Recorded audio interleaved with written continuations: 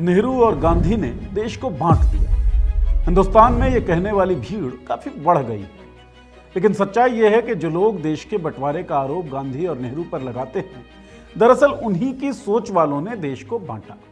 विभाजन विभीषिका दिवस के पोस्टर्स और मैसेजेस आपके व्हाट्सएप पर पहुंच गए होंगे। हमारी कोशिश है वो कारण बताने की जो देश के बंटवारे का आधार बना। क्या नेहरू ने प्रधानमंत्री बनने के लोभ में देश का बंटवारा होने दिया, या फिर मजहबी उन्माद देश के बंटवारे का कारण बना? स्टोरीज अनटोल्ड में कहानी बंटवारे की। I regard myself as a soldier, though a soldier of peace. Let us leave aside slogan. At the stroke of the midnight hour. नमस्कार, मैं हूं नीरज और आप देख रहे हैं पॉलिटिक्स।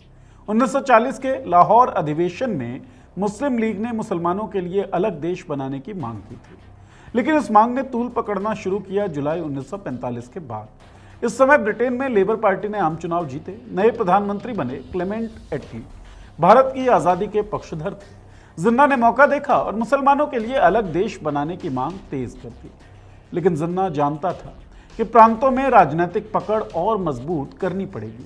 जिन्ना को यह मौका दिखा जनवरी 1946 में होने वाले ब्रिटिश इंडिया के प्रांतीय चुनावों में।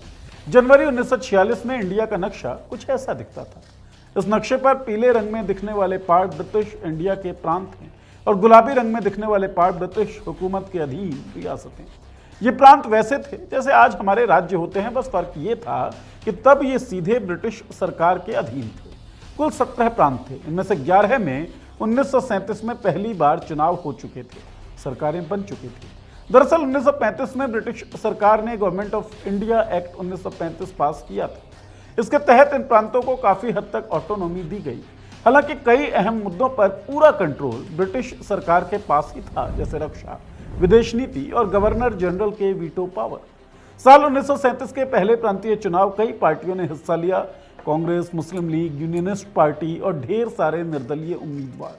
करीब 3 करोड़ लोगों ने वोट भी डाले।